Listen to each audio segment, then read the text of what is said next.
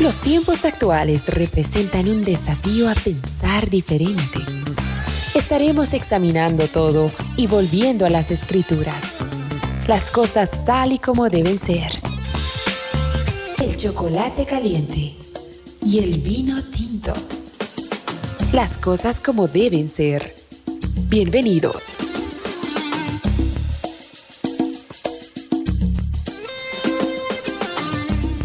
Estimados oyentes, tengan ustedes muy buenas noches. Mi nombre es Marco Antonio Ramos Márquez y les estaré acompañando en un nuevo ciclo de su programa, El chocolate caliente y el vino tinto.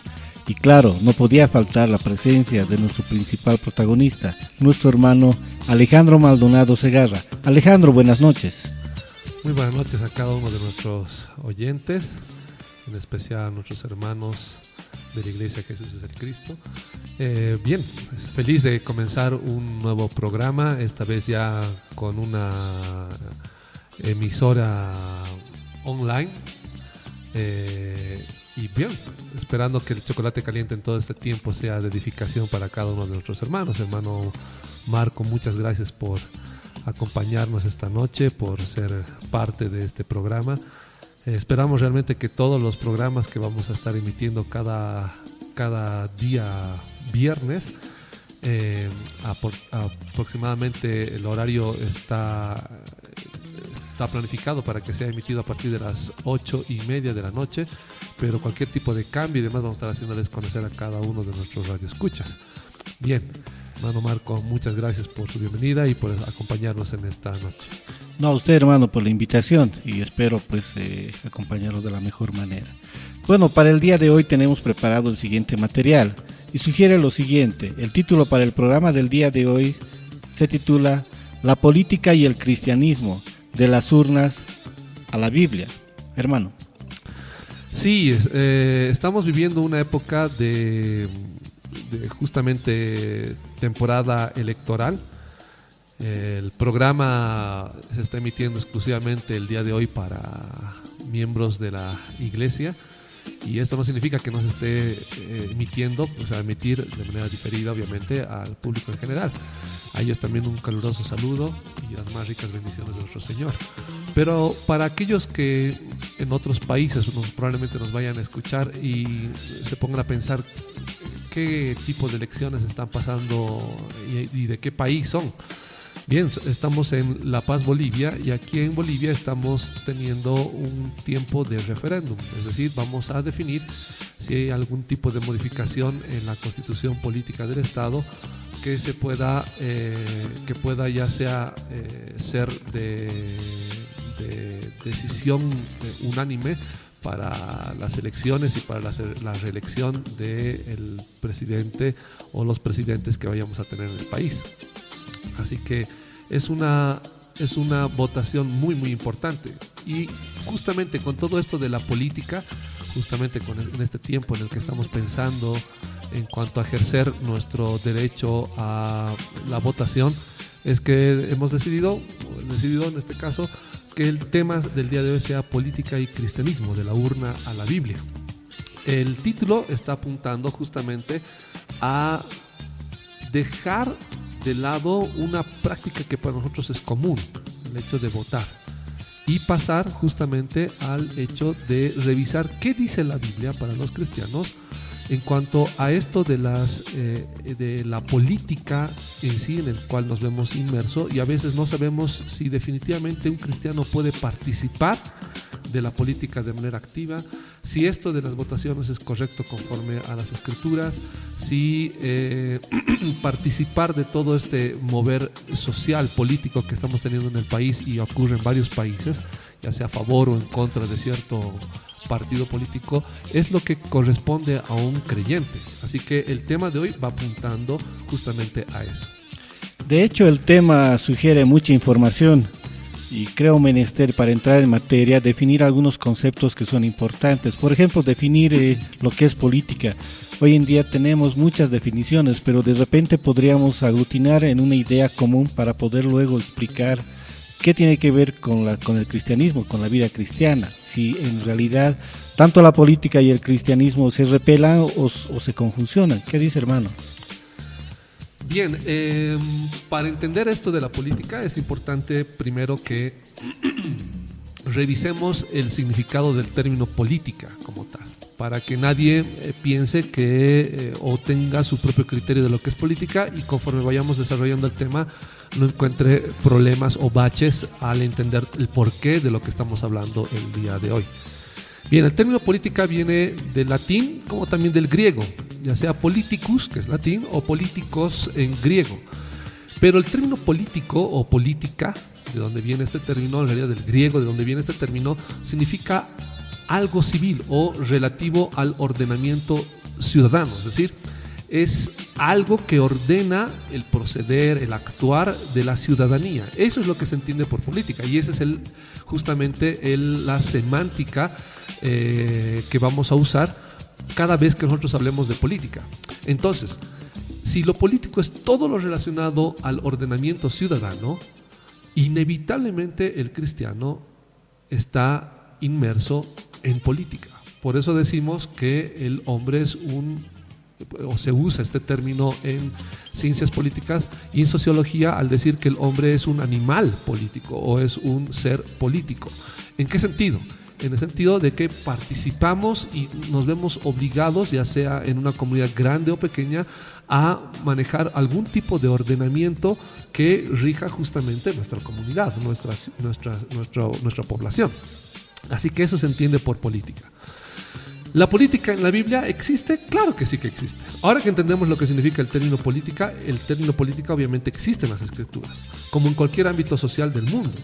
Solo que el sistema político varía en dos esferas. En el Antiguo Testamento y en el Nuevo Testamento, todo el ordenamiento político o todo el sistema político cambia.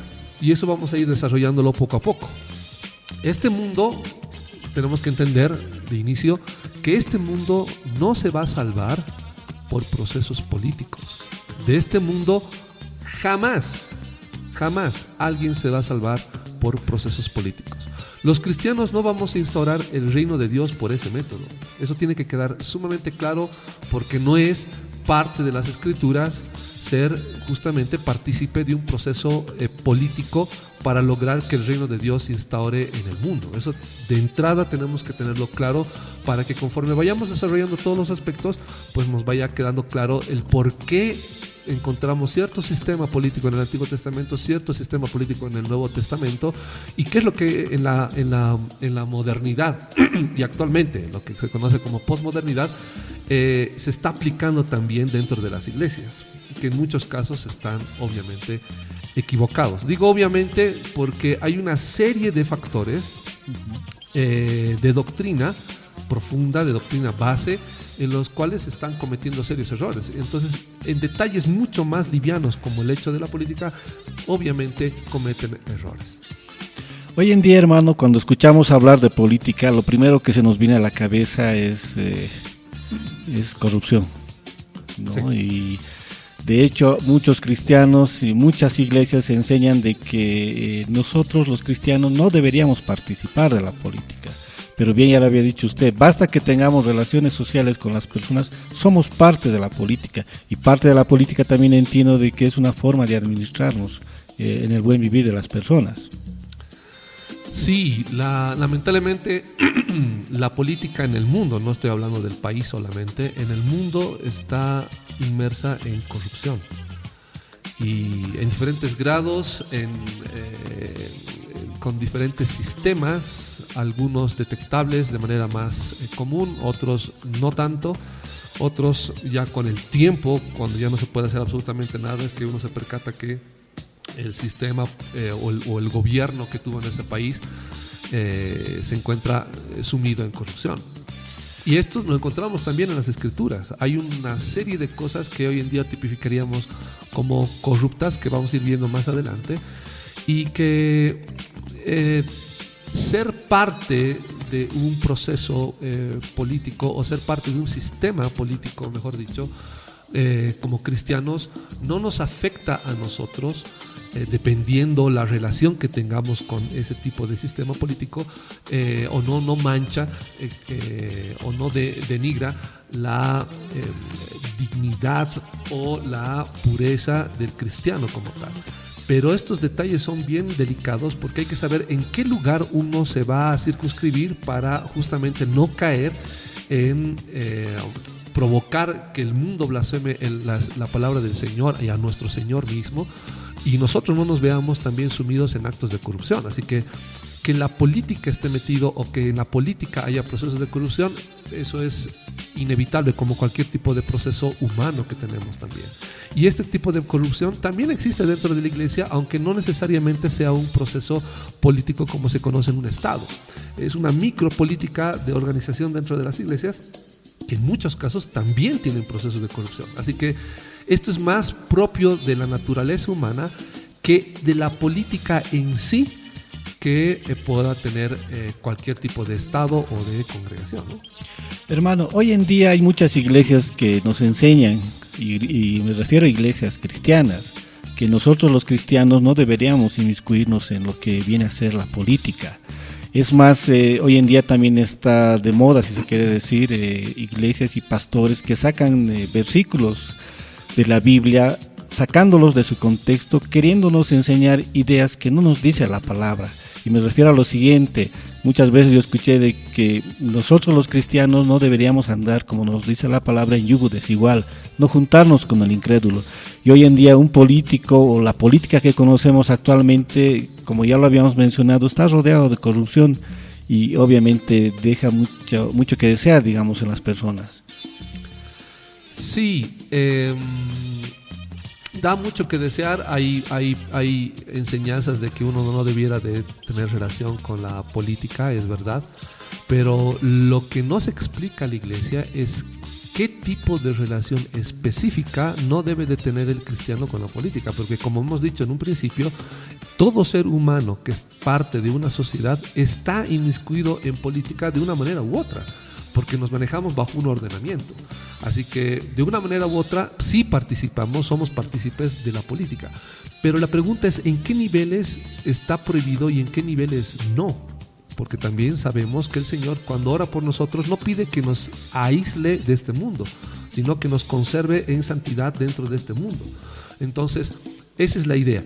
¿Cómo yo puedo ser un cristiano que cumpla con mis obligaciones como ciudadano sin caer en ese límite? ¿Dónde se encuentra ese límite que el Señor pone para que yo no caiga en un proceso de, se podría decir, de mundanalización, en el sentido de meterme en el mundo pensando que probablemente a partir de procesos políticos yo puedo lograr instaurar o influir en aspectos espirituales en mi país?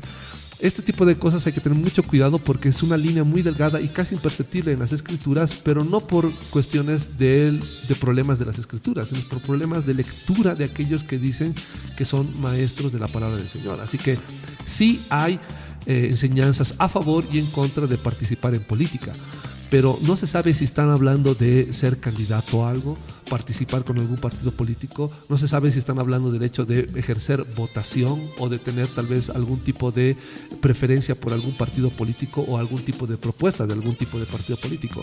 Entonces, este tipo de detalles hay que delimitarlos para que un cristiano sepa cuál es el límite en santidad de su participación en la política. Dicho esto, hermano, me parece que ya es pertinente que entremos en materia para ver qué nos dice la palabra del Señor. Bien, antes de revisar qué es lo que dice la palabra del Señor en el sentido de específicamente qué es lo que dicen las Escrituras o qué ejemplos encontramos en la palabra del Señor, es importante tener claro cuál ha sido el sistema político del Antiguo Testamento a diferencia del Nuevo Testamento para que sepamos qué es lo que debemos de hacer. En el Antiguo Testamento encontramos un sistema político que yo denomino teocrático, es decir, en el sentido de que el poder reside en Dios. Este término teocracia, ya sea democracia y demás, también es importante desglosarlo para que sepamos qué realmente estamos viendo. El término teocracia, de manera obvia, viene de una variación del término democracia. El término democracia viene de dimocratia, del griego, que significa poder del pueblo. Es decir, el dimo, este término dimo, que se translitera al español como demo, y viene democracia, viene de demiurgo y geomoros. Esto es referido justamente al gobierno de artesanos y campesinos, aislando o dejando de lado a los esclavos y a la nobleza, es decir, quienes debieran de gobernar, quienes debieran tener el poder para administrar una sociedad, tendrían que ser artesanos y campesinos, no esclavos ni tampoco nobles. Entonces, eso es lo que se entiende como democracia, el poder del pueblo, ¿no? Y cracia viene de kratos, que viene a significar poder. Entonces, cuando hablamos de teocracia, estamos hablando que el poder reside en Dios, es decir, Él es el que da las órdenes, Él es el que da la legislación, el ordenamiento ciudadano. Eso es lo que encontramos en el Antiguo Testamento. Porque la idea es buscar y legislar al ciudadano en el Antiguo Testamento, al ciudadano referido al israelita, ¿no? Librado de Egipto a partir del poder o de la ordenación o legislación por parte de Dios, sin pretensiones de extenderse más allá de la tierra que les es entregado a los israelitas, ni buscando imponer aspectos propios de Dios a naciones vecinas. Por eso el término viene a ser teocracia. ¿Por qué hago esta definición al final de que no tiene pretensiones de extenderse a nuevos territorios más que los que Dios les ha dado al pueblo de Israel? Porque si buscaran extenderse más allá de los territorios dados por parte de Dios, entonces ya no sería teocrático, sería imperialista, con intenciones de expansión y de sometimiento a países vecinos. Entonces hay que diferenciar este proceso en el Antiguo Testamento, que es netamente teocrático, es decir, todo el poder reside en Dios. En cuanto al Nuevo Testamento, es importante entender que el Nuevo Testamento ya cambia la figura. ¿Es una figura que ya se veía desde el Antiguo Testamento? Sí, pero es una figura que ya se aplica o ya está en proceso de aplicación y comienza justamente con la legislación ya de los creyentes. Y el sistema político del Nuevo Testamento es un sistema político teo-imperialista. Ahora, nadie se asuste con el término de imperialista, porque hoy últimamente, sobre todo aquí en Bolivia, se ha dado a denostar de manera obvia el término imperialista y se usa como un calificativo despectivo. Es un término despectivo que se usa hoy en día. Que los imperialistas acá, que los imperialistas, el término imperialista termina siendo lo peor. Y tiene cierta evidencia o cierto bagaje para que se dé una connotación tan negativa como la que se usa en el país, en Bolivia. Pero ¿cómo se debería entender esto de imperialismo? A diferencia del Antiguo Testamento, como ya hemos dicho, el imperialismo está entendido como la extensión territorial y la imposición de los aspectos propios de Dios a todo el que le acepte, con el consecuente castigo a aquellos que no. Entonces, ¿por qué hablamos de teo imperialista?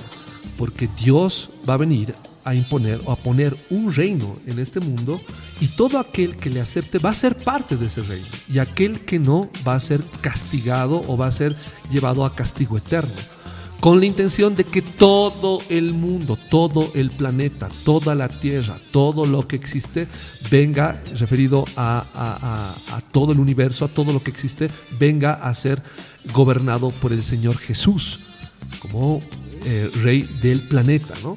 Y nosotros como parte y dueños de este planeta también, porque esa es la promesa también que le da a Abraham. Entonces, hay una diferencia. El Antiguo Testamento es netamente teocrático y el Nuevo Testamento es de orden teoimperialista por el hecho de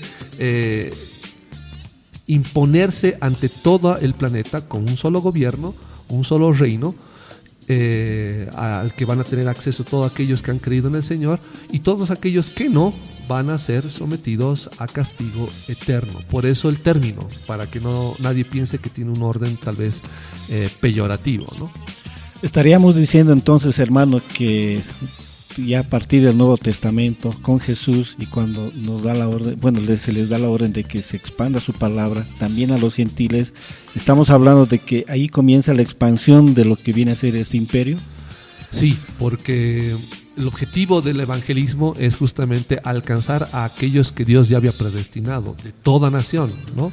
En cualquier parte del mundo que escuchen la palabra del Señor para que vengan a arrepentimiento y a ser parte del reino de Dios. Uno me dirá, pero no se puede comparar eso con imperialismo. Sí, se puede, porque más o menos, no estoy denostando, no estoy tratando de menoscabar, es una comparación solamente práctica para que la gente entienda de lo que estamos hablando.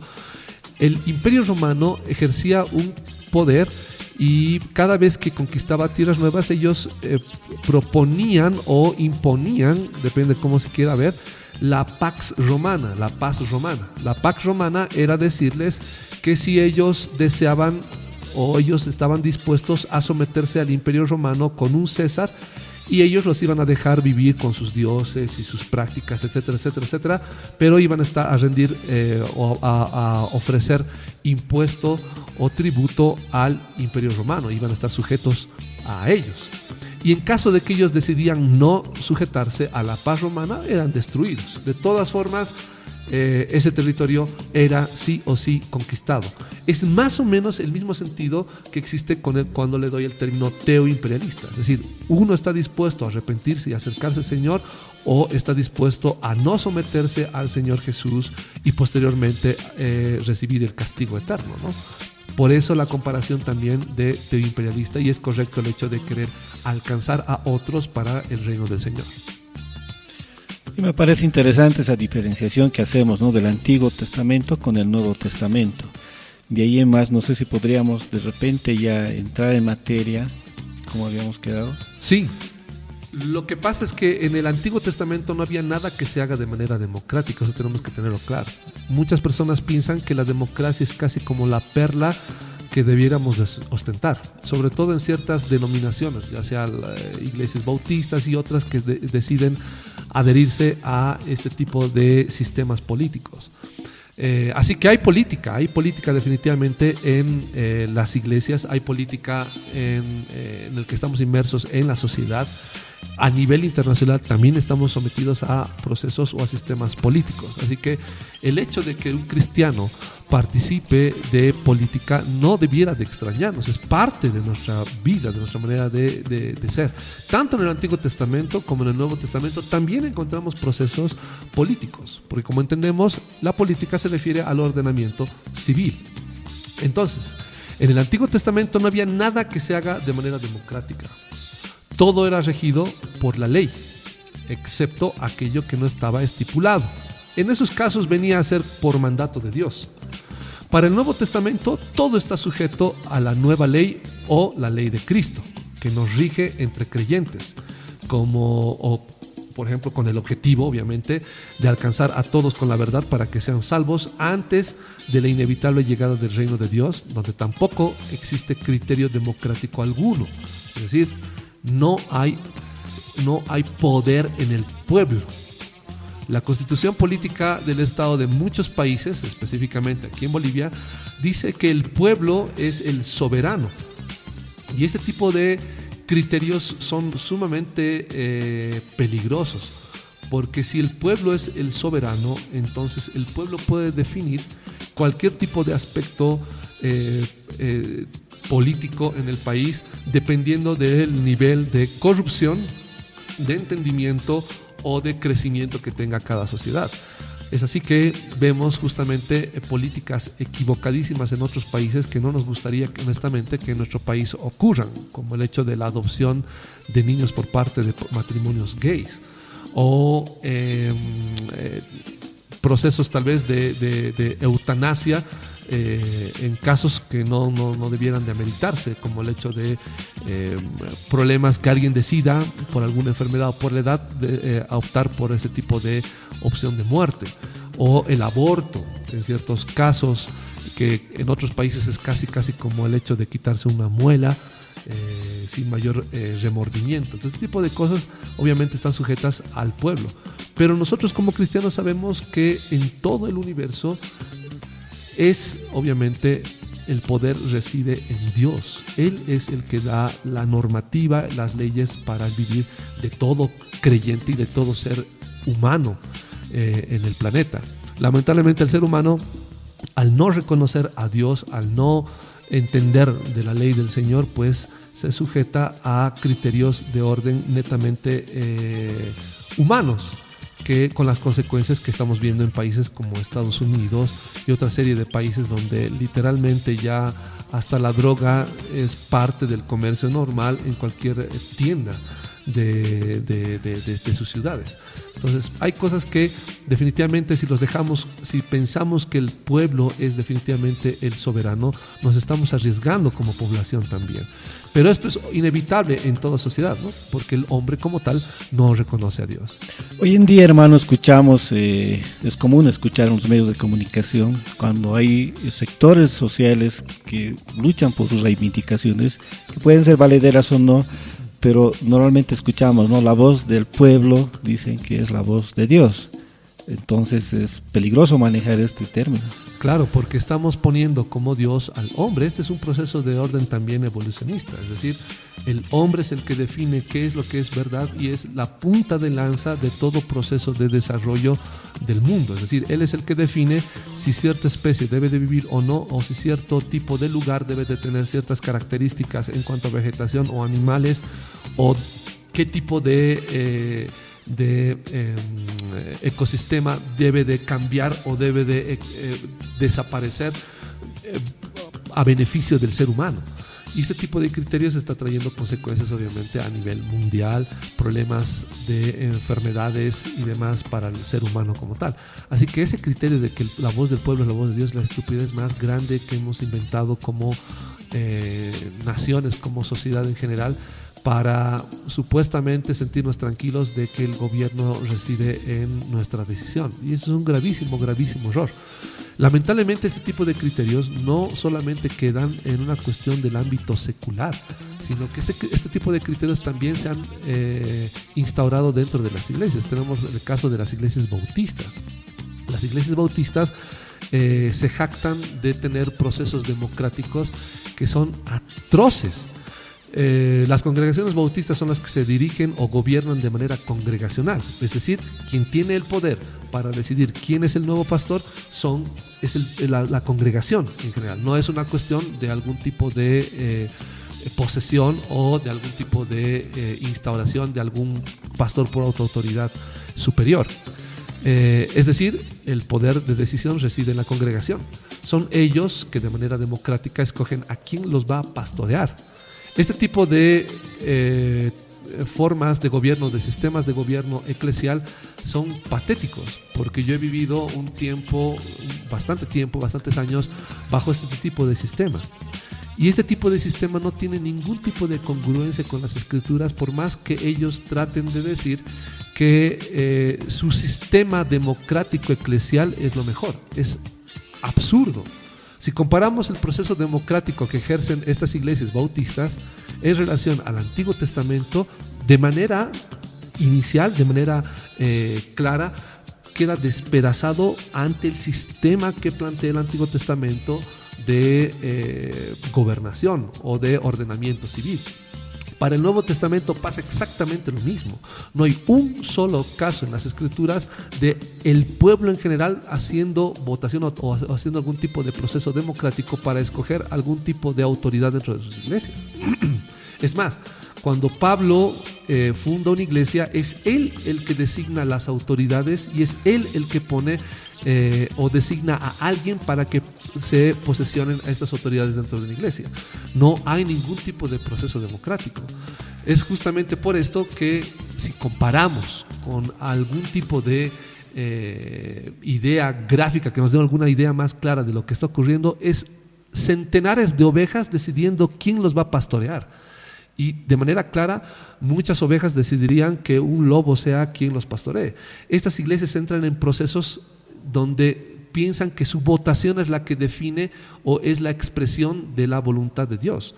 Este tipo de ideas son ridículas. ¿Por qué? Porque si ellos son los que deciden y el pueblo en general no está preparado en las Escrituras, sus decisiones siempre van a ser falibles, siempre van a ser con errores o con problemas doctrinales que van a llevarles a escoger a aquel que haga mejor proselitismo dentro de la iglesia. Y al final van a escoger a alguien que les sea grato a ellos en cuanto a la carne, pero no en cuanto a las Escrituras, porque si fuera en cuanto a las Escrituras, todo el pueblo bautista decidiría que sea alguien con entendimiento que deje a cargo o que posesione a alguien como autoridad dentro de la iglesia. Este tipo de procesos de orden bautista no tienen ningún tipo de sustento en cuanto a las escrituras.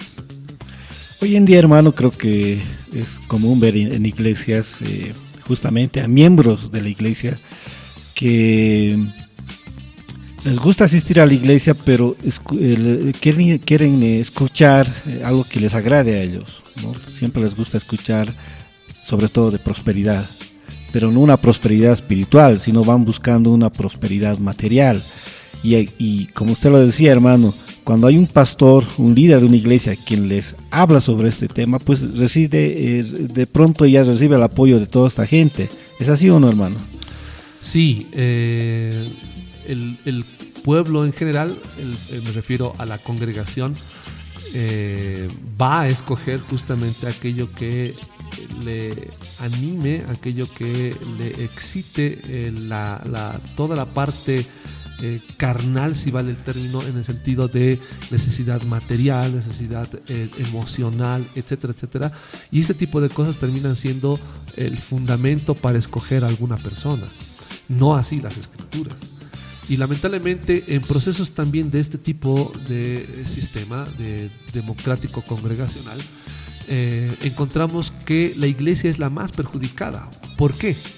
La congregación termina siendo la más perjudicada porque escogen aquel que tenga mayor conexión o tal vez empatía con la gente en general, y no así con el entendimiento de las escrituras.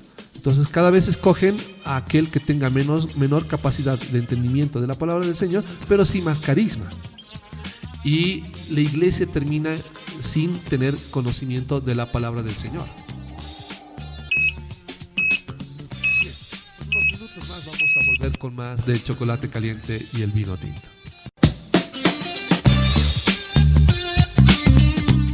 De las urnas a la Biblia. Habíamos visto, hermano, en la primera parte dos temas fundamentales, o dos términos, si se quiere decir.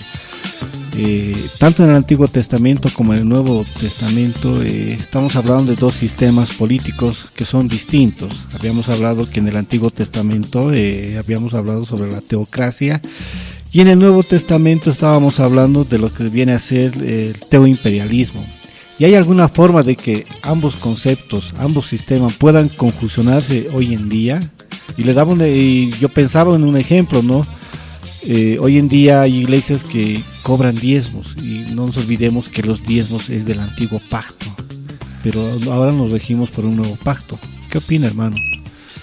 Bien, en cuanto a esto del Antiguo Testamento y el Nuevo Testamento, y si en la actualidad se puede conjuncionar los dos tipos de sistema político, esto es equivocado. Es decir, no hay forma en la cual se pueda llevar los dos sistemas de manera simultánea. Este es el error en el que incurren varias de estas iglesias que hacen cobros de diezmos, porque piensan que pueden sujetarse a un punto de la ley o alguna práctica del Antiguo Testamento y quedar libres de todo el resto de la ley del Antiguo Testamento. Es un gravísimo error. No pueden ser ellos de un sistema político o de algún tipo de ley del Nuevo Testamento conservando cosas del Antiguo Testamento. Así como en las Escrituras dice que todo aquel que falla en un punto de la ley se hace transgresor de toda la ley, de la misma manera todo aquel que se sujeta a un punto de la ley se está sujetando a la totalidad de la ley. Así que o buscan sujetarse a la totalidad de la ley del Antiguo Testamento, o directamente están tratando de hacer su capricho en relación a los puntos que menciona la ley de Moisés en el Antiguo Testamento. No pueden ellos sujetarse a eso. Ahora usan pretextos como el asunto del supuesto ejemplo de Abraham al entregarle los diezmos a Melquisedec. Pero seamos claros, en otro programa ya, en el primer ciclo del chocolate caliente habíamos desmantelado esos criterios. No son ellos del orden de Melquisedec como para recibir diezmos de nadie. No son del orden de Melquisedec. Tampoco son Dios para recibir los diezmos de nadie. Tampoco son, lo único que les queda del orden humano es ser parte del linaje de los levitas, y ellos no son levitas como para recibir la ley o el diezmo de nadie. Es más, el diezmo se entregaba en granos, en frutos, no en dinero. Y se entregaba esto en el templo de Jerusalén, que el día de hoy no existe, y esto en Jerusalén, no en sus locales de reunión. Entonces no tienen sustento para tratar de mezclar o decir conservamos tanto el Nuevo Testamento como el Antiguo Testamento, o conservamos la ley de Cristo como también la ley del Antiguo Testamento, o algunos puntos de la ley del Antiguo Testamento. Esto es absurdo.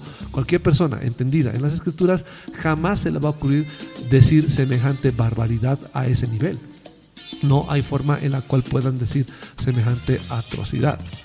Bien, hay unos puntos que son importantes de tocar para ver cuál es entonces el meollo de todo este tema, es decir, cuál es la relación y cómo podemos manejarnos como cristianos en relación a la política. Y ahí tenemos varios ejemplos. Uno de los ejemplos que encontramos está en el Antiguo Testamento, es decir, cuando revisamos el libro de Génesis, Nehemías, Esther, Daniel, etcétera, vemos al pueblo de Israel en relación ya sea de manera individual con sistemas políticos de países vecinos o inmersos en un sistema político implantado por el mismo Señor para la gobernación de la ciudadanía en Israel. Entonces sí hay varios ejemplos. Pero como la ley del Antiguo Testamento ya ha pasado y estamos ahora en la ley del Nuevo Testamento, es decir, en la ley de Cristo, o conocido como la ley del Nuevo Testamento, o el Nuevo Testamento como tal, es importante ver los ejemplos que nos ayuden a ver cómo podemos relacionarnos con la política siendo creyentes. Tenemos ejemplos en el Nuevo Testamento como Herodes tetrarca, por ejemplo, el caso de la relación de los cristianos con Herodes tetrarca, en el caso del Señor Jesús y Juan el Bautista con Herodes tetrarca, o conocido también como Herodes Antipas. Cuando ellos ya eran adultos tuvieron contacto con Herodes. Recuerden que hay toda una dinastía de Herodes, es decir, un grupo grande de Herodes. Tenemos a Herodes Felipe I, tenemos a Herodes el Grande, etcétera, etcétera, etcétera. Pero para entender todo esto y la relación que tuvieron los cristianos con estos Herodes, es importante revisar algo de historia. Pero vamos a ver algunos ejemplos. Bien, Herodes tetrarca o Antipas era hijo de Maltase, es decir, era medio idumeo y mitad samaritano. Por parte del padre era idumeo, es decir, de Edom, y por parte de madre era de orden o de linaje samaritano. Recuerden que los edomitas no eran israelitas, y recuerden que los samaritanos tampoco, porque por la deportación a Babilonia ellos eran extranjeros que ocuparon la región de Samaria, por lo cual los judíos no pasaban por ese territorio. Era extraño compartir con los samaritanos. Cuando leemos el Nuevo Testamento y nos preguntamos por qué tienen ese tipo de animadversión con los samaritanos, se debía a eso, a que ellos eran extranjeros que vivían en un territorio que les correspondía a los israelitas. Bien, vamos a ver varios casos o ejemplos en la Biblia de la relación de la política con el cristianismo, o en este caso con cristianos, incluso con el mismo Señor Jesús. El primer ejemplo lo encontramos en el caso de Herodes, que se casó con su sobrina Herodías, que era esposa de Herodes Felipe I. Y eso lo encontramos en Lucas capítulo 3, verso 19. Evangelio de Lucas capítulo 3, verso 19. Dice así: entonces Herodes, el tetrarca, era reprendido por Juan a causa de Herodías, mujer de Felipe su hermano, y por todas las maldades que Herodes había hecho. Sobre todas ellas añadió además esta: encerró a Juan en la cárcel. La pregunta es, ¿por qué Juan reprende a Herodes si Herodes no era judío? Era edomita y descendiente de o hijo de una mujer samaritana. No era, en pocas palabras, era un extranjero, no tenía ningún tipo de relación con el culto a Jehová. Entonces hay que revisar eso, por qué tiene ese tipo de contacto Juan o de relación con un gobernante. Otro ejemplo lo encontramos en Lucas 13:32, cuando el Señor llama a Herodes Antipas zorra, cuando los fariseos le dicen que Herodes lo quiere matar, y el Señor les responde que le digan a Herodes que él va a sanar y a levantar personas, a sanar y a predicar de su palabra, y al tercer día recién iba a cesar, iba a dejar de hacer este tipo de obra.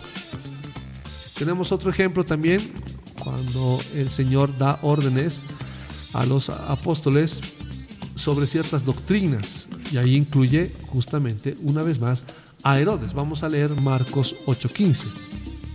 Evangelio de Marcos, capítulo 8, verso 15.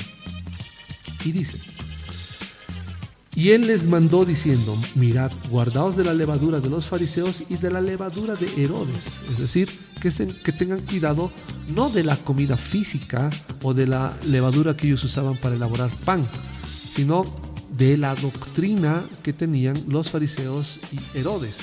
Y esto es importante también revisar, y vamos a ir avanzando conforme vayamos avanzando, vamos a ir viendo a qué se debe este tipo de cosas, y vamos a responder cada una de estas preguntas que nos estamos haciendo. Otro ejemplo, tenemos Herodes cuando persigue a los apóstoles en Hechos capítulo 12, verso 20 en adelante. Hechos 12, versículo 20 en adelante. Y la palabra del Señor dice así: Herodes estaba enojado contra los de Tiro y de Sidón, pero ellos de común acuerdo se presentaron ante él, y habiendo sobornado a Blasto, que era camarero mayor del rey, pedían paz porque su territorio era abastecido por el del rey. El día señalado, Herodes, vestido de ropas reales, se sentó en el tribunal y los arengó. Y el pueblo aclamaba diciendo: voz de un Dios y no de un hombre. Al momento un ángel del Señor lo hirió, por cuanto no dio la gloria a Dios, y expiró comido de gusanos.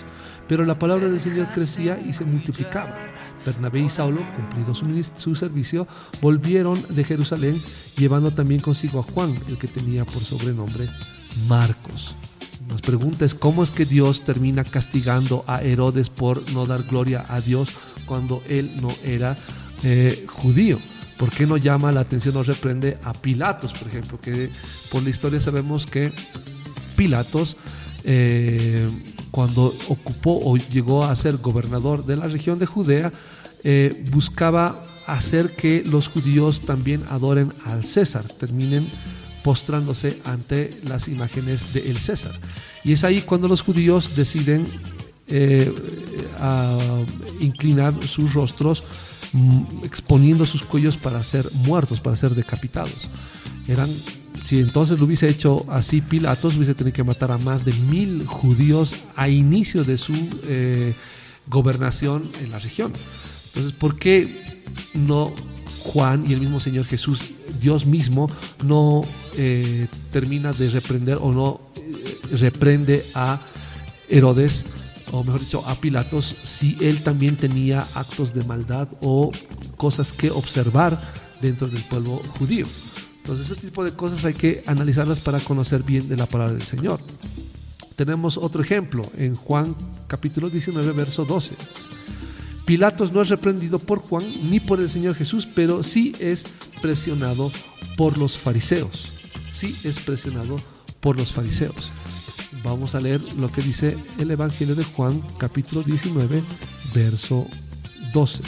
Evangelio de Juan, capítulo 19, verso 12. Dice así: desde entonces procuraba Pilato soltarlo, pero los judíos daban voces diciendo: si a este sueltas, no eres amigo de César. Todo el que se hace rey, a César se opone. Entonces Pilato, oyendo esto, llevó fuera a Jesús y se sentó en el tribunal, en el lugar llamado el Enlosado, en hebreo Gábata, para que sea el mismo pueblo el que decida qué es lo que se iba a hacer con el Señor Jesús. La pregunta es: ¿por qué no es reprendido Pilatos por Juan Bautista y el Señor Jesús? ¿Por qué los fariseos presionan a Pilatos? Bien, este tipo de aspectos ocurren justamente por el hecho de que Herodes buscaba congraciarse con el pueblo judío, a tal punto que incluso intercedía por ellos ante sus superiores, ante ya sea la presión o algún tipo de dictamen o de orden que daba Pilatos. Por eso vemos en Lucas 23, el ejemplo que les daba hace un rato de Lucas 23, verso 6 en adelante, que cuando el Señor Jesús es devuelto a Pilatos por parte de Herodes, ellos restablecen su amistad justamente por este tipo de problemas. Herodes era más de orden sujeto al imperio romano, y Herodes era más de orden de querer congraciarse con el pueblo judío. Pero este tipo de cosas hay que analizarlas a la luz o bajo el contexto de la historia para poder entender cómo es que en el Nuevo Testamento encontramos al Imperio Romano de golpe y por qué este tipo de relaciones de parte de Juan el Bautista, posteriormente del Señor Jesús y de los cristianos, con Herodes. Bien, tenemos que entender que entre el Antiguo Testamento y el Nuevo Testamento hay 400 años de silencio, es decir, entre Malaquías y Mateo tenemos un hueco, un espacio, que se conoce como los 400 años de silencio del Señor. En esos 400 años de silencio es que aparece el imperio griego, que después de la muerte de Alejandro Magno es dividido entre sus generales y de estos es dividido entre otros personajes o comandantes o generales de estos, para que justamente después venga el imperio romano. En este proceso, en estos 400 años de silencio, es de que aparece una dinastía de los judíos que se conoce como los macabeos y también se los denomina asmoneos. Los macabeos luchan por su libertad regional contra el imperio Seleucida, imperio de Seleuco, por eso se llama Seleucida, quien era el comandante en jefe de Pérdicas, quien fue muerto con la ayuda de Seleuco, recibiendo así Babilonia a partir más o menos entre el 312 a.C., y desde ese entonces se funda o se lo conoce como el Imperio Seleucida, ocupando toda la parte oriental del imperio de Alejandro Magno, es decir, desde Babilonia hasta toda la región del oriente, toda la parte oriental del imperio de Alejandro Magno. En ese proceso, se podría decir, que los macabeos están luchando contra los vestigios del imperio griego, contra el imperio de Seleuco, el imperio de Seleucida, es que aparece justamente esta dinastía de los judíos conocidos como los asmoneos, que llegan a formar una dinastía, como ya he mencionado, siendo el último Simón Macabeo, hasta su muerte y sucesión por su hijo Juan Hircano, quien era amigo de la secta de los fariseos. Aquí aparece la secta de los fariseos, que de pronto para una persona que no conoce o no ha revisado esta parte de la historia, pareciera que de manera espontánea apareció una secta de la nada, y es realmente el antecedente del surgimiento de la secta de los fariseos. Los fariseos era una secta que buscaba ser de orden popular, es decir, apoyar al pueblo y muy celosos de la ley de Moisés. Y después de que Juan Hircano llega a ocupar el puesto de Simón Macabeo como parte o como cabeza de la dinastía de los asmoneos, es que se autodenomina o se autoproclama sumo sacerdote, y es donde se rompe la relación entre los fariseos y Juan Hircano. Después de la muerte de Juan Hircano le sucede en el poder Aristóbulo, aquel hijo que fue solamente elegido por su padre como sumo sacerdote y quien termina siendo después el rey de los judíos o la cabeza de la dinastía judía. Después de poner en prisión a su madre y hermanos, es decir, Aristóbulo encierra a su madre y a sus hermanos, y entre sus hermanos se encontraba Alejandro Janeo. Al poco tiempo de su muerte, de la muerte de Aristóbulo, es que Alejandro Janeo se hace cargo del reino, quien al morir elige a su esposa Salomé Alejandra como sucesora de su reino, y quien fue la única monarca legal de Israel. Ella es quien apoya a los fariseos para que tengan la importancia que notamos en el Nuevo Testamento. Eso nos da un dato mucho más claro de lo que estaba pasando en esa época. Los saduceos eran de orden más aristocrático, es decir, se codeaban con la gente aristocrática del pueblo judío, y se codeaban también con gente de cualquier otro tipo de imperio, en este caso el imperio o los que estaban saliendo o siendo retirados como imperio Seleucida, y apoyaban todo aquello como estilo de vida que venga del imperio de turno, ¿no? Que terminan después siendo también los que apoyan al imperio romano. Son los que se codean con la aristocracia romana cuando el imperio romano ocupa la región que era el imperio griego. Ahora, así que hablamos tanto del helenismo como del romanismo, del imperio romano. Y tenía mucho peso en el templo, en el control del templo. Estoy hablando de los saduceos. Los saduceos tenían mucho control en el templo. Es más, Caifás, el Caifás que aparece en el Nuevo Testamento, era saduceo. Los fariseos eran más del pueblo y celosos de la ley de Moisés. Los asmoneos conquistan varios territorios, es decir, los macabeos terminan conquistando varios territorios y obligan a circuncidarse a todos los conquistados. Entre ellos estaban una parte importante que entender, estaban los idumeos, es decir, los edomitas, y samaritanos, de quienes vienen los padres de Herodes. Así que eran gente que había sido sometida al culto a Jehová y circuncidados para el culto a Jehová, es decir, fueron judaizados. Entonces, de este grupo de los asmoneos, de los macabeos, es que aparece Herodes el Grande y es quien termina derrotando a los asmoneos, y ahí termina toda la dinastía asmonea. De ahí es donde encontramos a los Herodes ya gobernando la región.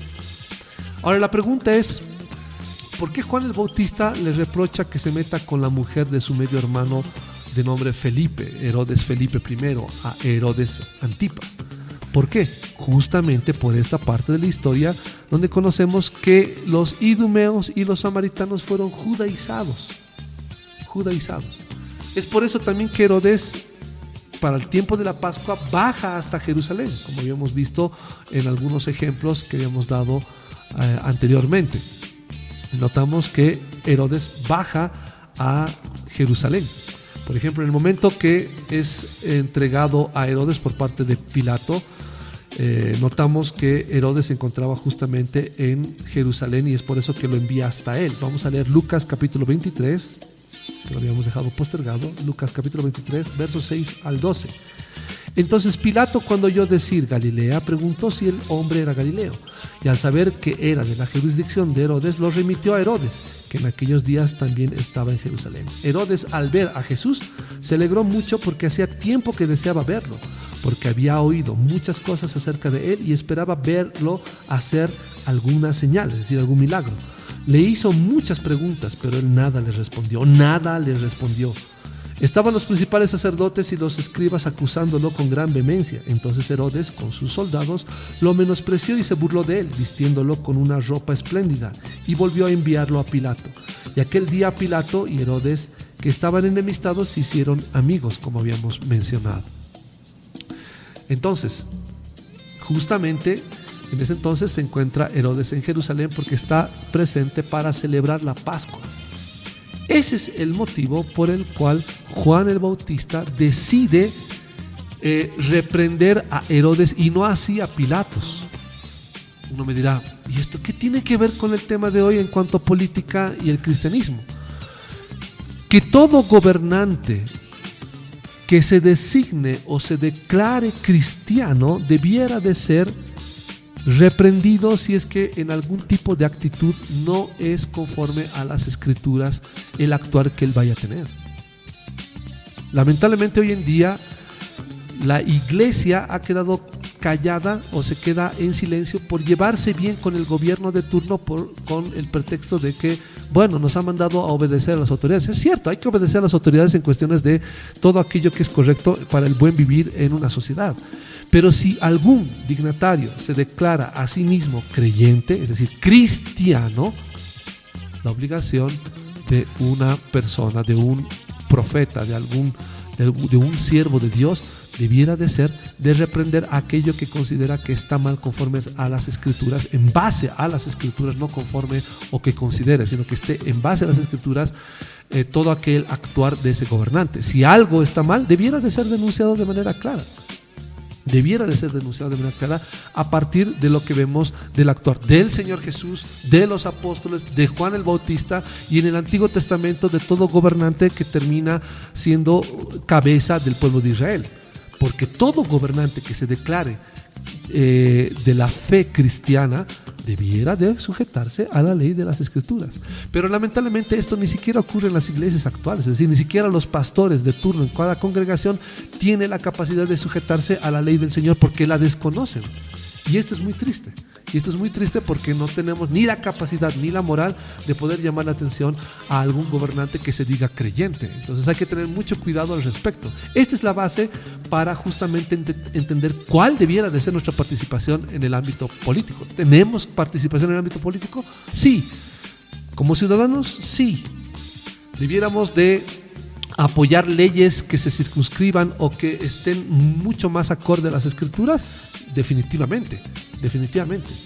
Pero si algún gobernante se declara cristiano, debiera de dar honra y gloria a la palabra del Señor y al Señor Jesucristo. Hermano, cuando hablamos de la historia, y obviamente habíamos tocado este tema de Egipto, para empezar, un imperio muy grande, y de hecho conocemos a Egipto porque eran en su mayoría idólatras, pero vemos en este imperio la participación de un hombre de Dios, de un hombre justo, y Josué. Estamos hablando de Josué. Entonces, Josué sí participa de un sistema político que viene a ser idólatra, en este caso del imperio egipcio. Josué.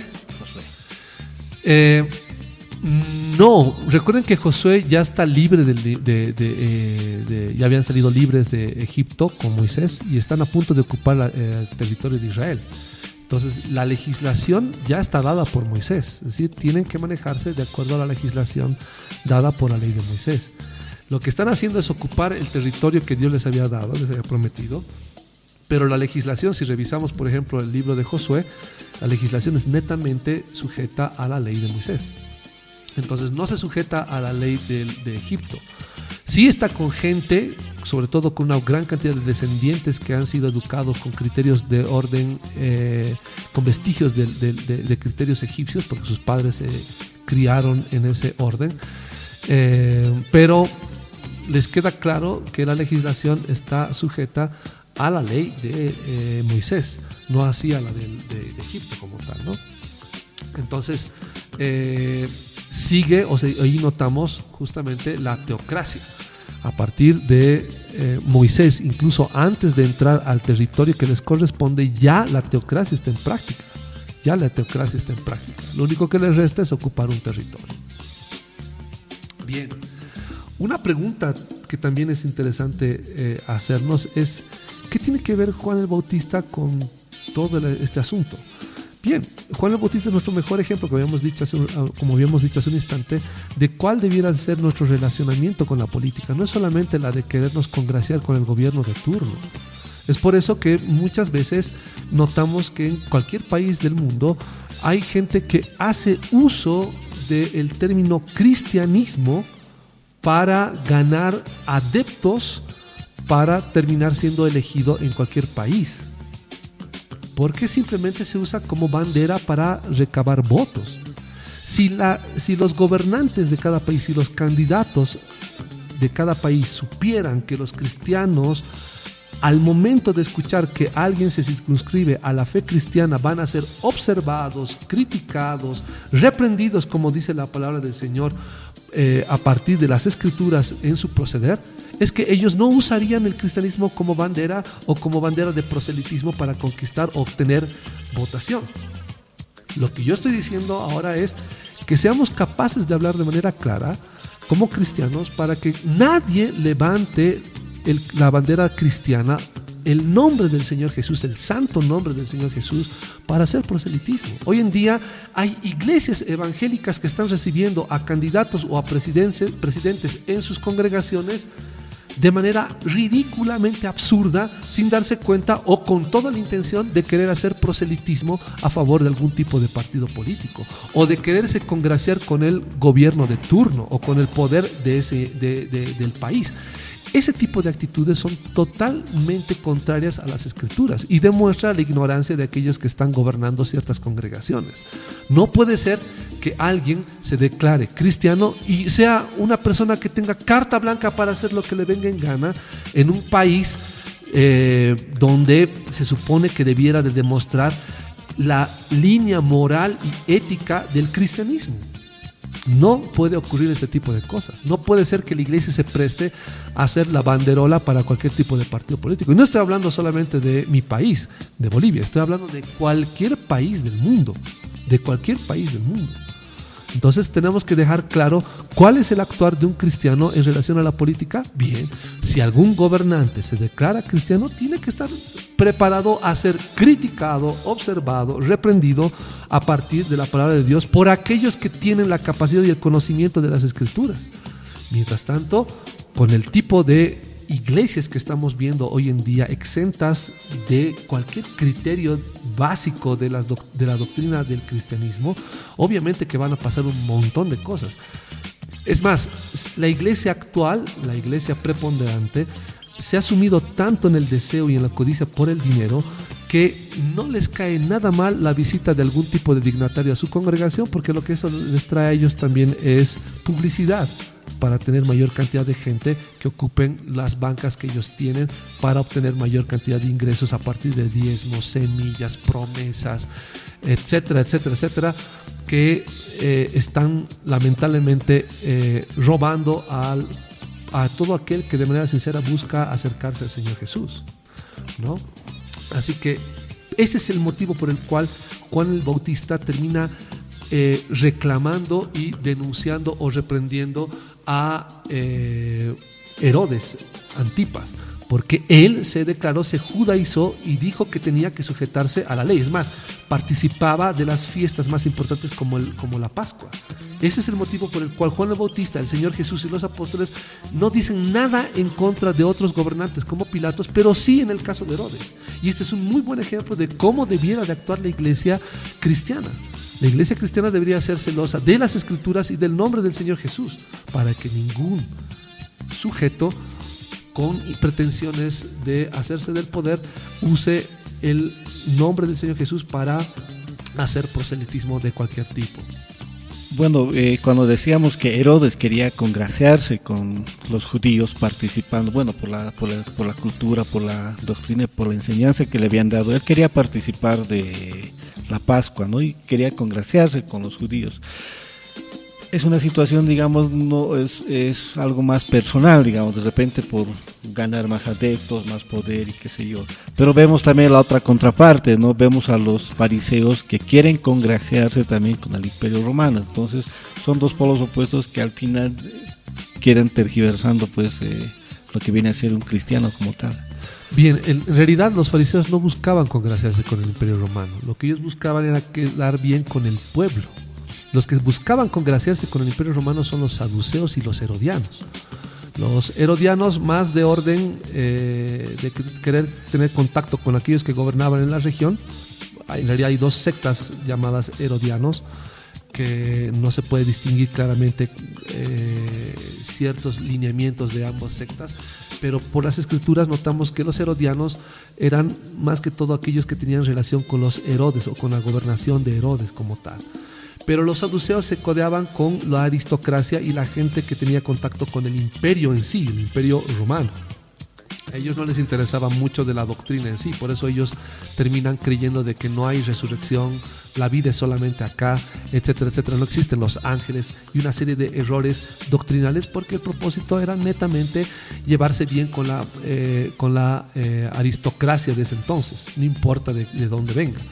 En el caso de los fariseos tratan de llevarse bien ellos con el pueblo, pero hay un problema que se encuentra en el Nuevo Testamento.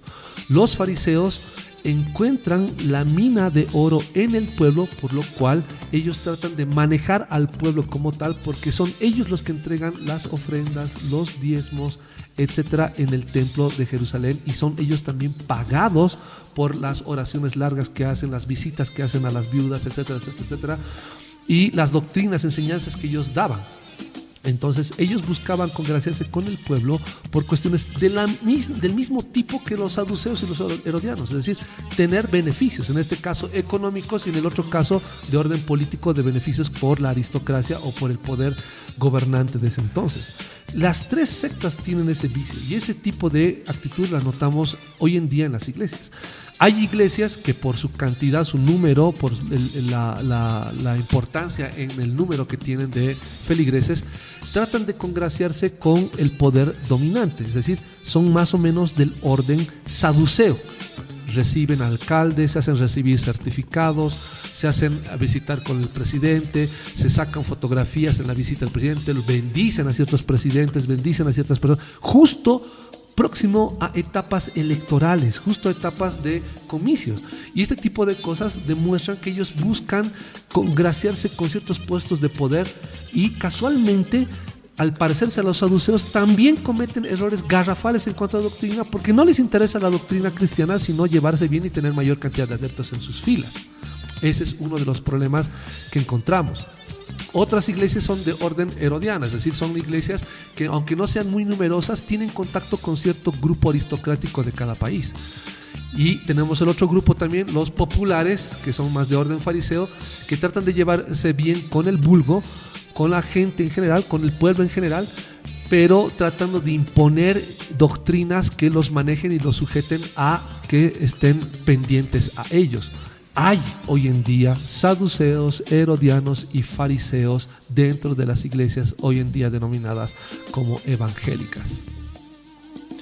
Bien, cuando me refería a los fariseos que querían congraciarse con el Imperio Romano, de una u otra forma ellos tenían el respaldo, si se quiere decir, como que la fuerza, como aquí conocemos la policía o el ejército, una fuerza que de una u otra forma hostigaba a los judíos. Entonces manejaban, me parece, un término más por la parte de la doctrina cristiana, pero también paralelamente se respaldaban con lo que viene a ser el imperio.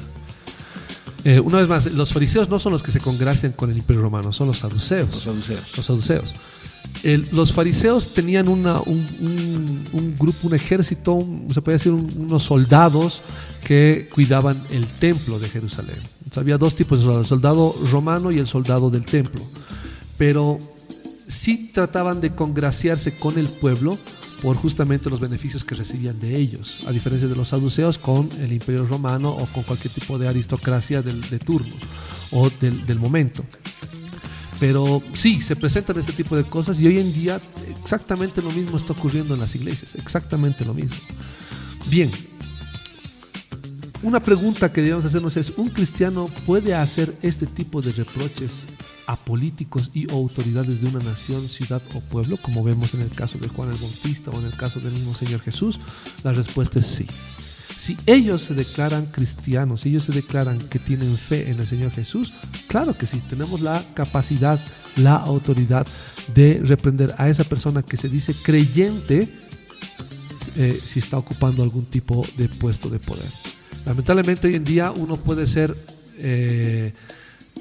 chamanista, puede ser de culto indígena aymara, puede ser de culto indígena del tipo que sea, y de paso puede ser además de eso católico y cuando le conviene hasta evangélico. Y ese tipo de hipocresías es que están ocurriendo en varios países. Enarbolan algún tipo de bandera, algún tipo de camiseta, algún tipo de criterio, ya sea cristiano, evangélico, el que sea, para obtener votos. Como cristiano, ¿qué debiéramos de hacer? En esos casos de gobernantes o de autoridades podemos denunciarlos. En caso de votaciones tendríamos que ser capaces de escoger siempre aquello que sea cuanto mejor en relación a las escrituras, acorde a las escrituras, claro que sí. Pero si no se diera el caso en caso que no hubiera alguien de orden cristiano en el poder, pues debiéramos escoger lo más próximo a las escrituras y buscar que este tipo de cosas no afecten a la comunidad cristiana, Y si podemos afectar para que sea de beneficio a la sociedad en pleno, mucho mejor. Influir ¿cómo? Escogiendo qué es lo que es mejor, no siendo necesariamente partícipe de manera activa de la política. Y de esto vamos a hablar en el siguiente sector, después de este pequeño corte que vamos a tener, y volvemos con más de Chocolate Caliente. Por favor, espérenos unos minutos.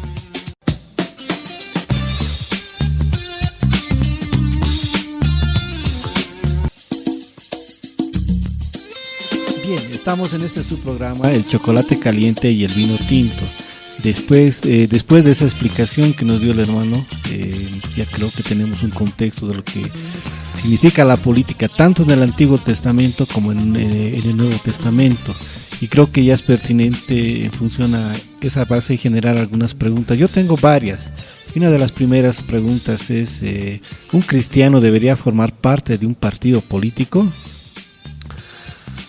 Bien, hermano Marco, el hecho de ser partícipe de un partido político implica definitivamente sujetarse a un tipo de sistema interno de la política actual, en realidad de la política de siempre, que no es acorde a las escrituras, que pone en juego la honestidad, que pone en juego la credibilidad, que pone en juego la dignidad de un cristiano, que pone en juego justamente el hecho de la santidad de un creyente al ser partícipe de un partido político. Alguien se va a preguntar y va a decir, ¿y qué si yo formo un partido político cristiano? El sistema político de cada país está diseñado para que cualquier partido político juegue con las reglas con las que juegan los demás partidos políticos. Así que de manera inevitable, todo aquel, por más que forme un partido político y traten de ser de los más santurrones o santos de manera honesta en este mundo, va a verse derrotado, inmerso, absorbido por este tipo de sistema político.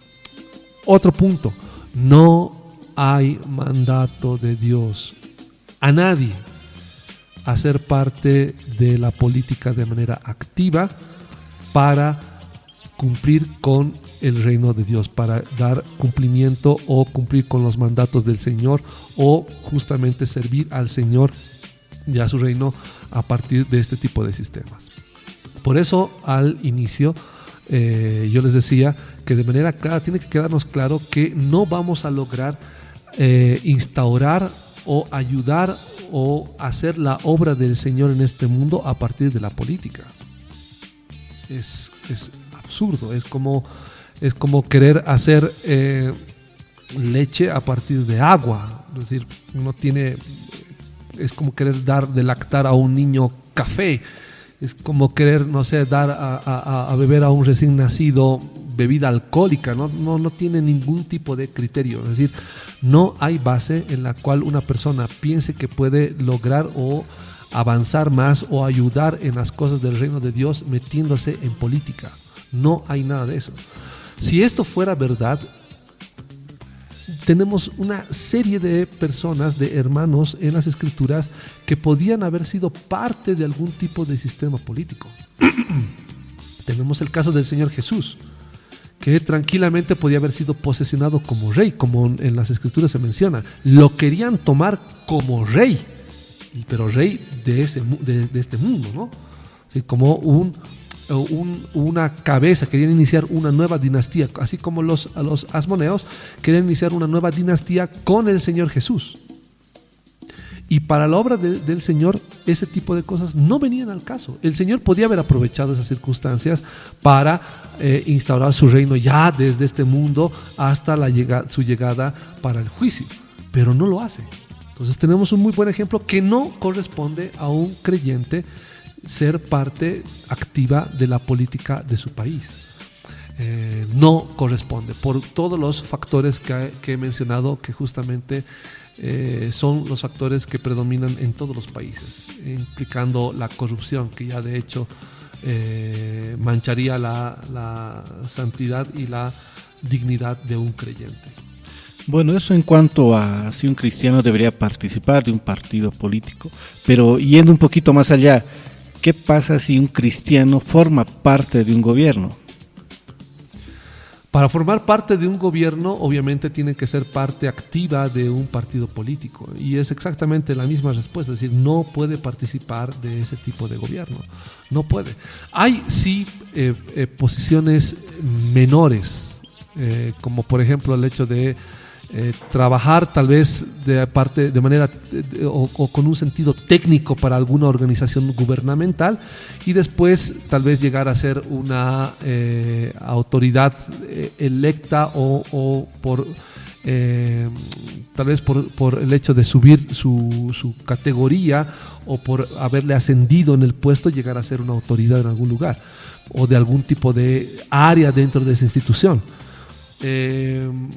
No habría ningún problema en esos casos, pero en el momento en el que se ve involucrada la moral, la honestidad, la santidad y sobre todo se pone en riesgo las escrituras a partir de ese tipo de actuar o de participación o de trabajo, es que uno debiera de decidir por dar un paso al costado y dejar ese tipo de trabajo para que las escrituras mismas, la palabra del Señor, al Señor mismo, no sea blasfemado por este mundo. Muchas veces escuchamos, y también la palabra nos dice, ¿no?, que nosotros los cristianos tenemos que ser la sal y la luz de este mundo. Y donde nos toque actuar, sea en el gobierno, sea en un partido político, deberíamos mostrar nuestros principios. Sí, pero es como ir vestido de sacerdote a la selva, ¿no? Es decir, uno se está arriesgando a usar armas que no corresponden en un ambiente totalmente hostil y donde definitivamente uno puede quedar muy, muy mal parado. Sobre todo, si la persona quedara mal parada, no me preocuparía. Pero cuando empiezan a usar el término o el nombre o el título de cristianismo o el nombre del Señor Jesús para sus propósitos, es donde ya la situación cambia por completo y esa persona literalmente pretendiendo querer dar un buen ejemplo o testimonio o querer ser sal en ese lugar, puede terminar siendo un blasfemo o pecar contra el Señor de alguna manera. Entonces la idea es no participar de este tipo de política activa en el país en el que se encuentra. Un cristiano no debiera de ser parte de ese tipo de participación. Cuando nos referimos al poder político, generalmente lo asociamos con un gobierno. Y en la mayoría de los casos los gobiernos cuentan con fuerzas de represión o fuerzas que tienen por objetivo resguardar su geopolítica. Entonces mi pregunta es la siguiente: ¿un cristiano debería formar parte de estos órganos? Me refiero a la policía o al ejército. Bien, si revisamos el libro de Lucas, el Evangelio de Lucas, capítulo 3, verso 14, notamos que justamente entre la gente que estaba hablando con Juan el Bautista se encontraban también soldados que eran creyentes, que eran ya sean judaizados o ya sean judíos que trabajaban como soldados. En el versículo 14, Lucas 3, verso 14 dice: y le preguntaron también los soldados, diciendo: ¿y nosotros qué haremos? Y les dice: no hagáis extorsión a nadie, ni calumniéis, y contentaos con vuestras pagas. Es decir, el mismo Juan el Bautista reconoce que puede haber creyentes dentro de algún tipo de ejército o policía, hablando de ese tiempo, ¿no? Pero en ese tipo de actuar tiene que cumplir con su función como debe de hacerla, sin extorsionar, sin aprovecharse de su poder, sin exigir o tratar de obtener más ganancia que la que recibe como su salario, y más nada. Y es la misma recomendación que debemos de hacer hoy en día. ¿Puede haber un cristiano policía? Sí. ¿Puede haber un militar cristiano? Claro que sí. Lo que deben de entender es que no deben de aprovecharse del poder que están adquiriendo o que están asumiendo, o de la autoridad que están asumiendo, y tampoco deben de aprovecharse en el sentido monetario o en cualquier sentido de nadie. No deben ni de extorsionar, ni de calumniar, ni de aprovecharse de querer de la gente por tener mayor cantidad de ingresos y conformarse con el salario que tienen. Esa es la recomendación de las Escrituras. Así que sí, puede haber gente en ese orden, pero no es parte de la política, son gente sujeta, como en el ejemplo de un funcionario en algún tipo de organización estatal. Entonces, que cumpla su labor y listo. Hay gente que trabaja en organizaciones gubernamentales que no son parte del gobierno, pero que sí han sido admitidos por su currículum, por su experiencia. Entonces esto no implica que sea parte de algún tipo de gobierno, ¿no? Entonces eso hay que entenderlo como cristiano, y debemos de ser eso. Un cristiano debiera de actuar y vivir y trabajar de manera honesta, pero el momento que se mete en política de manera activa es donde pone en riesgo justamente el nombre y las escrituras del Señor. Si quiere participar de ese tipo de cosas, en primer lugar yo pensaría si realmente ha entendido las escrituras. Eso daría muy, muy mal testimonio de esa persona en la congregación, en la comunidad cristiana.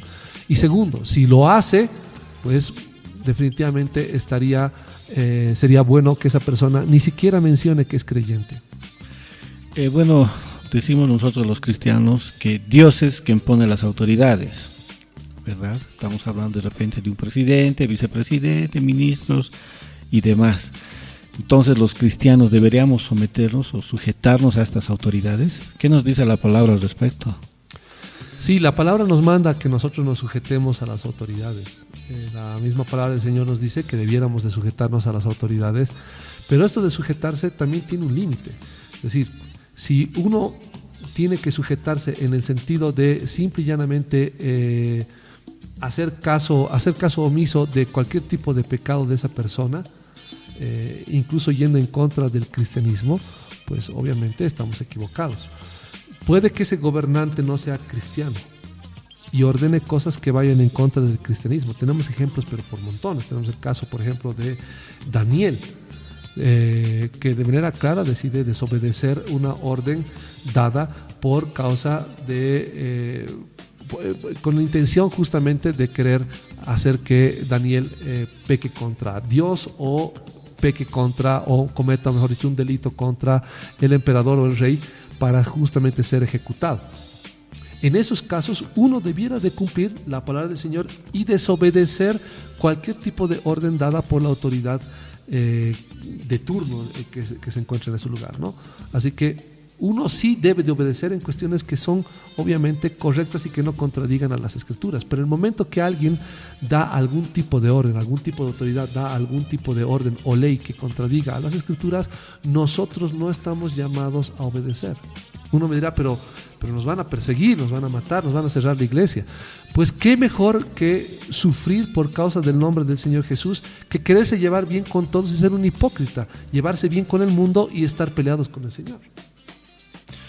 Hoy en día, hermano, en varias iglesias hay líderes, pastores y demás que sustentan y hablan siempre a favor del pueblo de Israel, pero del Estado de Israel, ¿verdad? Y sabiendo que este pueblo somete a los palestinos, comete atrocidades, genocidios y demás.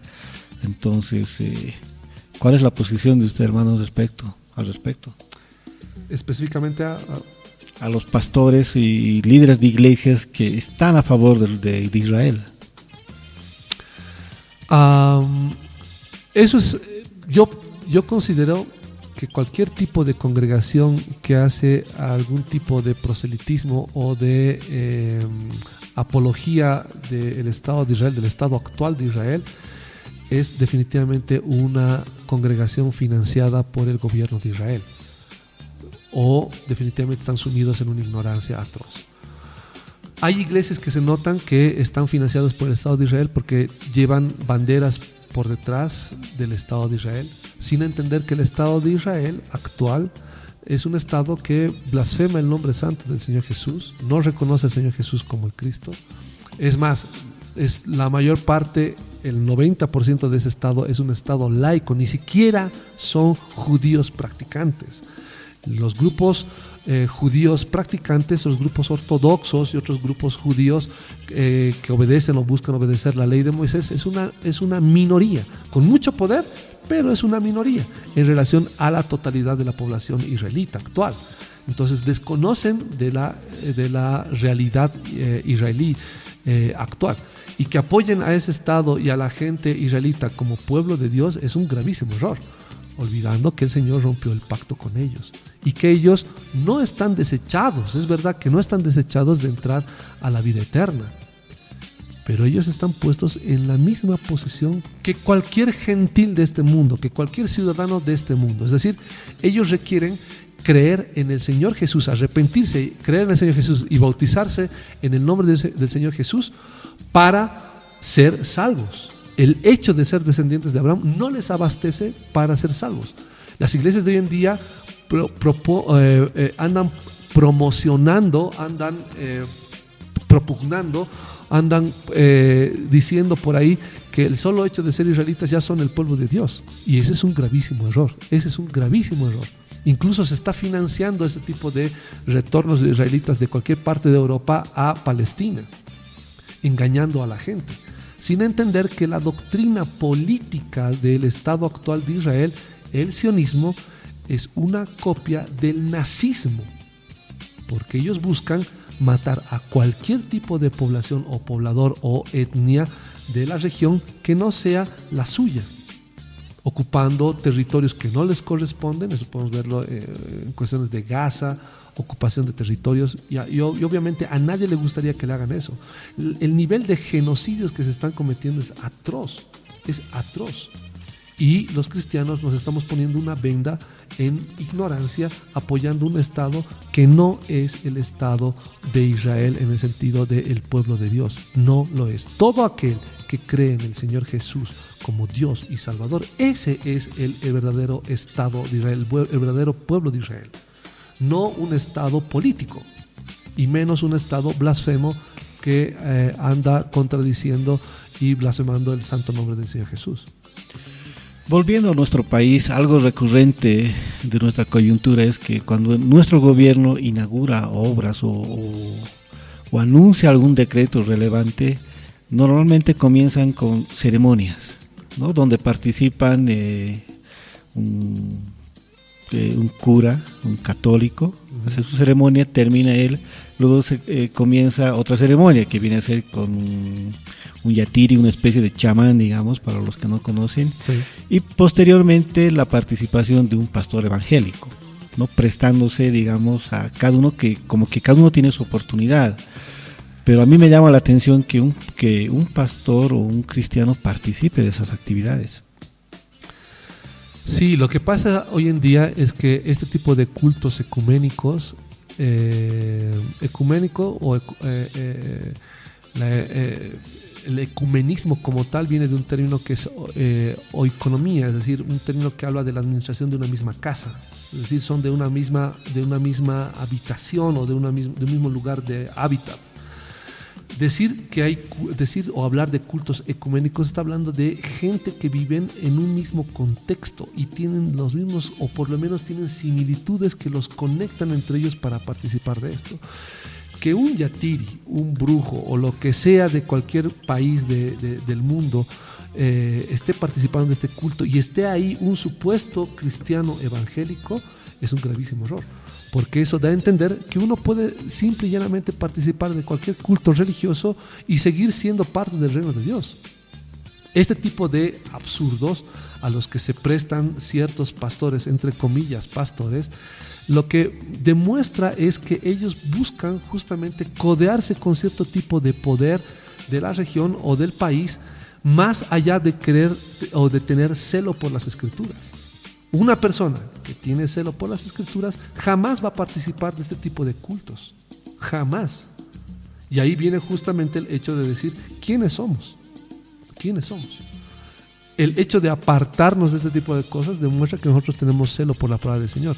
El hecho de participar de estos cultos demuestra que esa persona no respeta la palabra del Señor, pero sí tiene en alto o tiene en aprecio algún tipo de gobierno o de autoridad humana en su corazón. Es decir, prefiere quedar bien con el hombre que con Dios.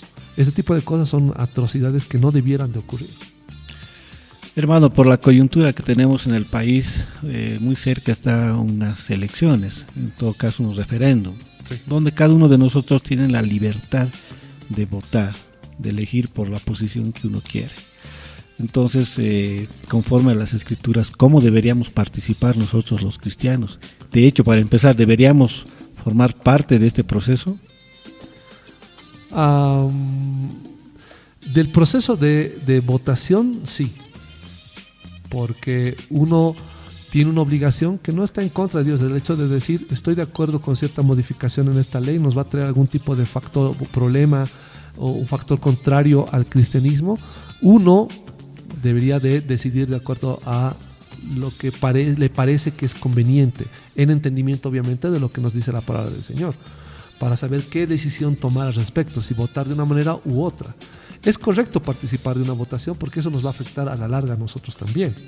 Y estamos o somos parte de esta sociedad en general, dentro de este país. Así que es correcto participar de este tipo de procesos de votación y de elección. Y como decía en el otro sector, debiéramos de escoger por aquello que está más próximo a las escrituras. Eso es lo que debiéramos hacer. Alguien me va a decir, pero en el Antiguo Testamento los reyes eran de por vida, es decir, hasta que mueran.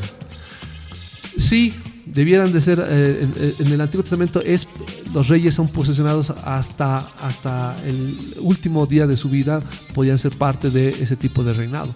Pero recuerden que era otra ley, y Dios ya había puesto la legislación o la reglamentación de quiénes podían acceder a este tipo de reinado. Es decir, no era cualquiera, no era una cuestión democrática, era una cuestión teocrática. Entonces era infalible, es decir, era correcto ante los ojos de Dios, aunque los reyes cometan errores, pero esa normativa era la mejor puesta ¿por quién? Por el Señor. En el Nuevo Testamento la elección de autoridades es por sucesión, es decir, alguien, en este caso el apóstol Pablo, decide dejarle la autoridad dentro de una iglesia, por ejemplo en el caso de Éfeso, a Timoteo. Nadie hace votación democrática, nadie. ¿Qué debiéramos hacer entonces en este país? Bien, el sistema en el que estamos en muchos países de este mundo es de orden democrático, así que debiéramos cumplir con ese sistema buscando que se parezca o escogiendo aquello que sea más próximo o acorde a las escrituras. ¿Debiéramos de hacerlo? Claro que sí, claro que sí.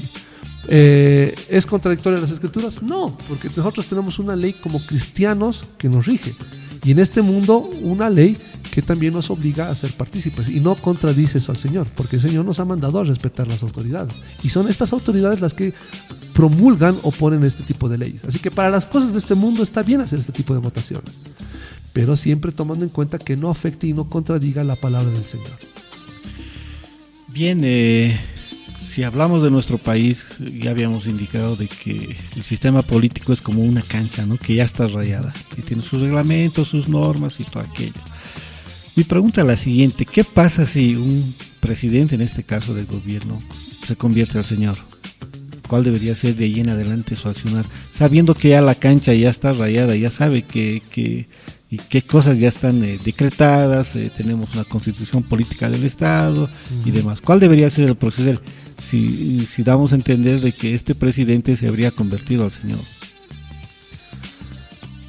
Si en pleno poder se convierte al cristianismo, obviamente también es sujeto de observaciones y de críticas a partir de las escrituras. El hecho de ser nuevo creyente no le exime a esa persona de no observar, de no cuidar, de no guardar la ley del Señor. Así que también debiéramos de ser capaces de justamente reprender, corregir, exhortar a una persona que como cristiano ha terminado siendo parte de un gobierno, ¿no? Eso, básicamente. Y nada le exime a esa persona de recibir también reprensión, exhortación, siendo parte del gobierno o siendo la cabeza del gobierno en algún país.